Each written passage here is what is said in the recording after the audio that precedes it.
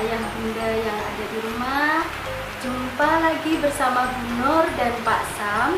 Hari ini Bu Nur dan Pak Sam akan bercerita buat teman-teman semua yang ada di rumah. Silahkan untuk menyaksikan. Sikapnya kalau mendengarkan cerita, duduk yang manis, tidak boleh main sendiri, tidak bercanda dengan temannya. Siap mendengarkan ceritanya dari Bu Nur dan Pak Sam?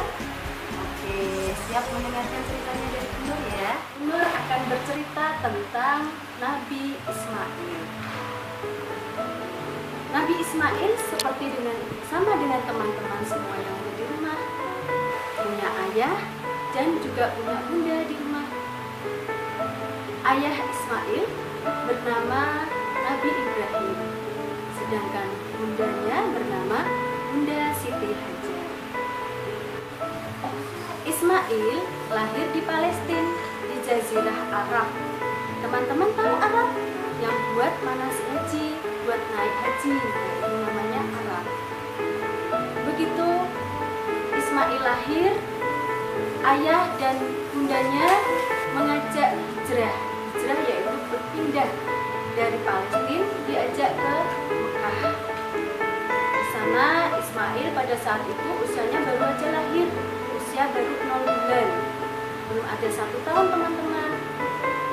Ayah Ibrahim dan Bunda Siti Hajar bersama dengan Ismail kecil dibekali makanan yang cukup untuk dibawa ke Mekah. Di sana di Mekah, di Arab itu pada saat itu belum ada tumbuh-tumbuhan karena di sana tanahnya tandus, masih batu-batuan, tidak ada pohon-pohonan, air pun di sana susah untuk ditemukan. Apalagi rumah seperti yang teman-teman sekarang sudah punya rumah. Di Arab belum ada pada saat Ismail masih kecil. Ayah Ibrahim di sana membuat tenda untuk bertempat tinggal Ibu Siti Hajar dan Ismail kecil. Setelah diantar di sana, dibuatkan tenda, ayah Ibrahim kembali ke Palestina. Ibu Siti Hajar dan Ismail hidup berdua di dalam tenda yang pada saat itu belum ada satupun penduduk yang ada di situ, apalagi tetangga seperti teman-teman semua yang sekarang dialami. Hari berganti hari, makanan dan minuman yang dibekali oleh ayah Ibrahim habis, sudah tidak ada minum, tidak ada makanan. Ismail kecil nangis. Bunda Siti Hajar bingung teman-teman semuanya, karena untuk makan dan minum sudah tidak ada. Akhirnya Bunda Siti Hajar berdoa minta sama Allah, ya Allah, hamba bingung, makanan sudah tidak ada, minum tidak ada, bagaimana anak hamba ya Allah bisa makan ya Allah. Ibu Siti Hajar berdoa minta sama Allah dengan kepasrahan dan kesabaran. Akhirnya di tengah kebingungan Bunda Siti Hajar berjalan mengelilingi Safa dan Marwah sebanyak 7 kali. Yang saat ini nanti kalau teman-temannya semuanya mengikuti manasik haji, itu adalah perjalanan sa'i. Pada saat perjalanan mencari makan dan minum Bunda Siti Hajar, Bunda Siti Hajar mendengar sesuatu di telinganya bahwa Bunda Siti Hajar harus meninggalkan tempat itu. Akhirnya Bunda Siti Hajar dan Ismail kecil pergi meninggalkan yang diindah oleh ayah Ibrahim.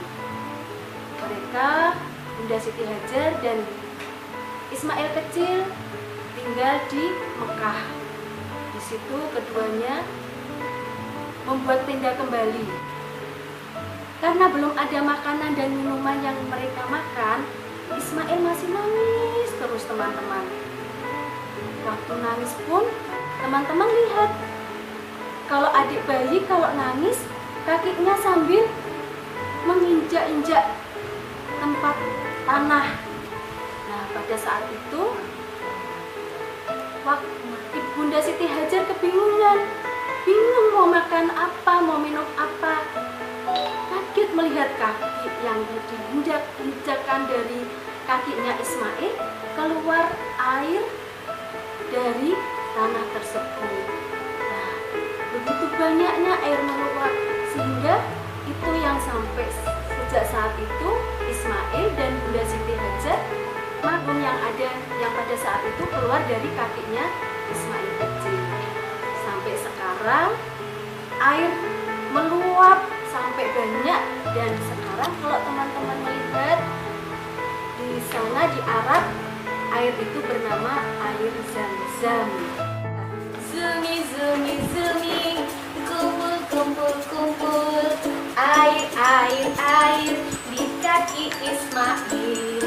Ayahnya Ibrahim, Siti Hajar ibunya, berlari 7 kali Safa ke Marwah. Hore! Oke teman-teman, untuk cerita selanjutnya akan disambung oleh Pak Sal. Silakan Pak Sal. Terima kasih anak-anak. Setelah Ismail beserta ibunya Hajar bertemu bersama-sama di rumah, maka hiduplah dalam suasana yang damai, aman, dan bahagia. Nabi Ismail mendapatkan pendidikan dari ibunya sangat bagus. Sejak kecil sudah diajari tentang tata krama, sholat, belajar, ngaji, dan ketaatan kepada kedua orang tua, dan ketaatan kepada perintah Allah. Anak-anak, tidak lama kemudian Nabi Ibrahim pulang.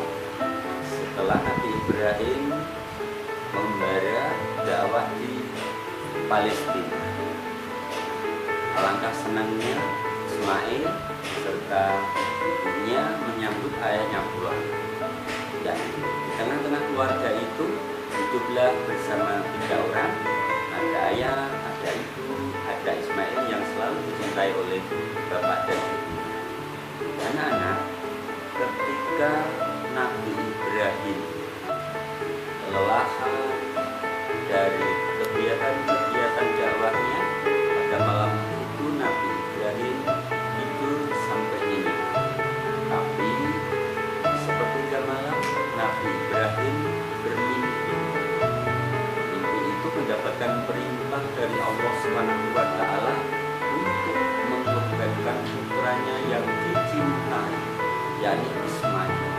Padahal Ismail itu adalah satu-satunya putra yang sangat dicintai oleh bundanya dan dicintai oleh Nabi Ibrahim.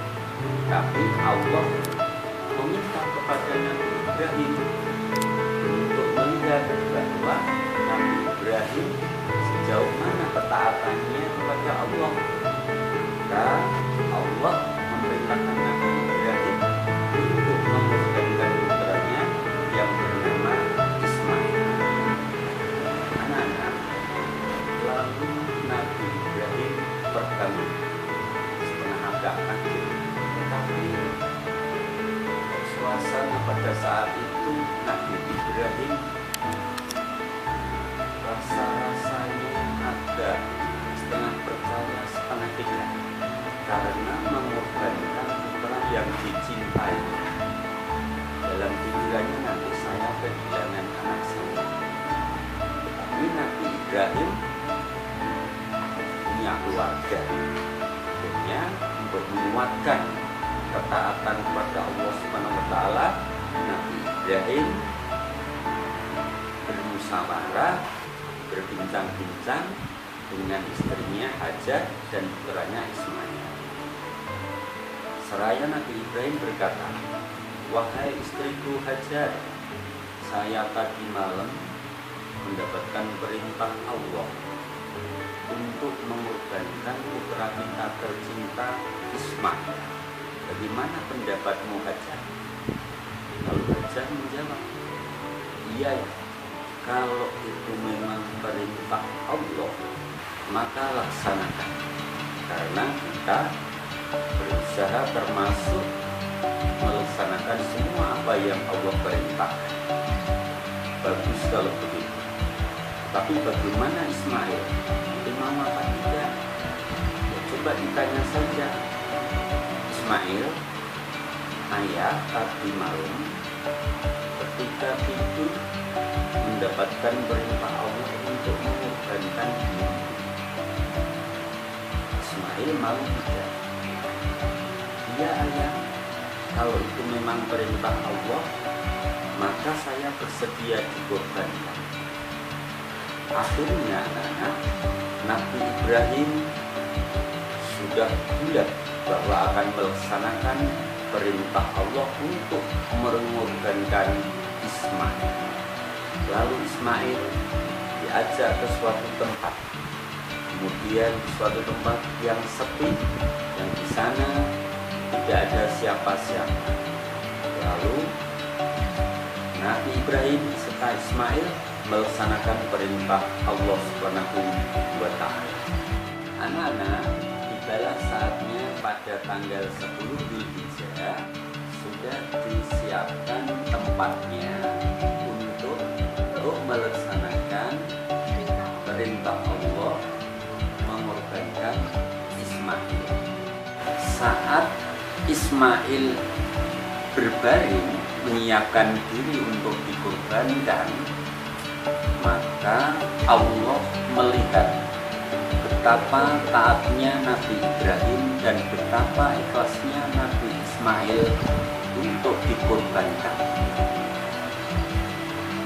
Melihat ketaatan Nabi Ibrahim dan ketulusan Nabi Ismail untuk dikorbankan, maka Allah segera menggantikan seekor kambing yang besar sebagai hadiah orang yang taat kepada Allah Subhanahu wa Ta'ala.